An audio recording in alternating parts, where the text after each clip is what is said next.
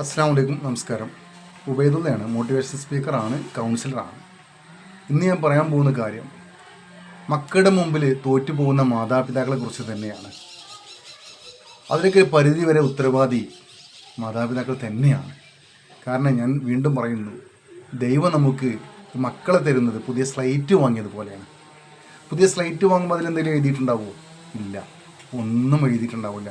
അതുപോലെ മനസ്സിൽ ഒന്നും രേഖപ്പെടുത്താത്ത നിഷ്കളങ്കരായിട്ട് നമുക്ക് തന്ന പൊന്നു മക്കൾ നമ്മുടെ സംരക്ഷണത്തിൽ വളർന്നു വരുമ്പോൾ അവരുടെ സ്വഭാവം മോശമായാൽ, പ്രവൃത്തി മോശമായാൽ, ചിന്ത മോശമായാൽ ഉത്തരവാദി ആരായിരിക്കുന്നു നമ്മൾ ഓരോരുത്തരും ചിന്തിക്കേണ്ടതുണ്ട്.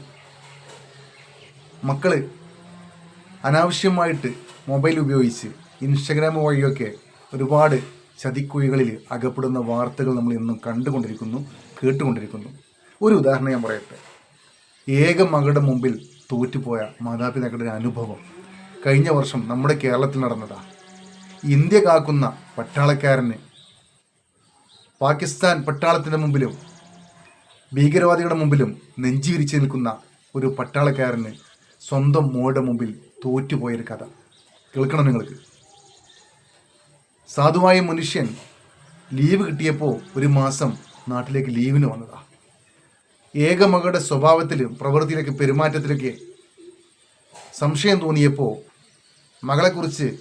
മകളെ ഇരുത്തി വിശദമായി ചോദ്യം ചെയ്തപ്പോൾ മകളൊരു പ്രണയത്തിൽ അകപ്പെട്ടു പോയിട്ടുണ്ട്. അതും അന്യമതത്തിൽപ്പെട്ട ഒരു യുവാവുമായിട്ട്. ഈ അച്ഛൻ ഒരുപാട് പറഞ്ഞു നോക്കി, മകൾ കൂട്ടാക്കുന്നില്ല. മകൾ വാശി പിടിച്ചു, എനിക്ക് അവനില്ലാത്തൊരു ജീവിതം വേണ്ട, ഇല്ല എങ്കിൽ ഞാൻ ആത്മഹത്യ ചെയ്യും, അല്ലെങ്കിൽ ഞാൻ അവൻ്റെ കൂടെ ഇറങ്ങിപ്പോവും.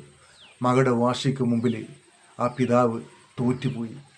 നിങ്ങൾക്കറിയണം, എന്തു പറഞ്ഞിട്ടും മകൾ പിന്മാറുന്നില്ല എന്ന് കണ്ടപ്പോൾ അവസാനം ആ മാതാവും പിതാവും വിഷം കഴിച്ചിട്ട് ആത്മഹത്യ ചെയ്തൊരു കഥ നിങ്ങളൊക്കെ വായിച്ചിട്ടുണ്ടാവും.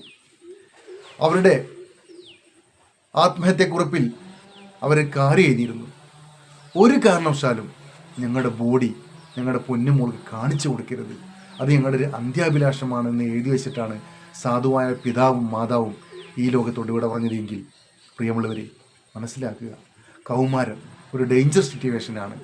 ഈ ഒരു പ്രായത്തിൽ, ഈ ഒരു കാലഘട്ടത്തിൽ നമ്മുടെ മക്കൾ എന്തെല്ലാം ഉൾക്കൊള്ളും എന്ന് നമുക്ക് പറയാൻ പറ്റില്ല. ആയതുകൊണ്ട് നമ്മുടെ ശ്രദ്ധ എപ്പോഴും വേണമെന്നാണ് എനിക്ക് പറയാനുള്ളത്, പ്രത്യേകിച്ച് അമ്മമാരോട്. കാരണം പിതാവ് ജോലി സംബന്ധമായി ഒന്നിരിക്കെ വിദേശത്തായിരിക്കും, അല്ലെങ്കിൽ ഇതുപോലെ ആർമിയിലൊക്കെ ആണെങ്കിൽ എന്തെങ്കിലുമൊക്കെ വരുള്ളൂ. പക്ഷേ മാതാവിൻ്റെ സംരക്ഷണത്തിലാണ് ഓരോ മക്കളും വളരുന്നത്.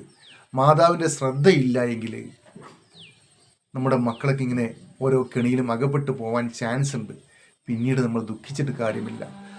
നിങ്ങൾ അമ്മമാരെ മനസ്സിലാക്കേണ്ടത്, നിങ്ങൾ എന്നും രാവിലെ മുറ്റമടിക്കുമ്പോൾ ഒരു തൊട്ടാവാടിയുടെ ഒരു ചെറിയ തൈ നിങ്ങൾ കണ്ടാൽ ആ നിമിഷം നിങ്ങളത് പറിച്ചെറിഞ്ഞാൽ വേരോടത് പിഴുതെറിയാൻ നമുക്ക് കഴിയും, ഒരു മുള്ളും ഏൽക്കില്ല.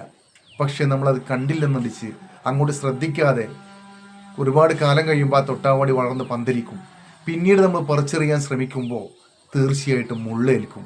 അതുപോലെ നമ്മുടെ മക്കൾ എന്തെങ്കിലും കെണിയിൽ അകപ്പെടുമ്പോൾ ആ തുടക്കത്തിൽ നമുക്ക് കണ്ടെത്താൻ സാധിച്ചാൽ തീർച്ചയായിട്ടും നമുക്കവരെ വേരോടെ അതിൽ നിന്നും പിഴുതു മാറ്റാൻ നമുക്ക് സാധിക്കും. ഇല്ല എങ്കിൽ ഒടുക്കത്തിലാണ് നമ്മൾ ശ്രദ്ധിക്കുന്നതെങ്കിൽ മുള്ളേൽക്കും.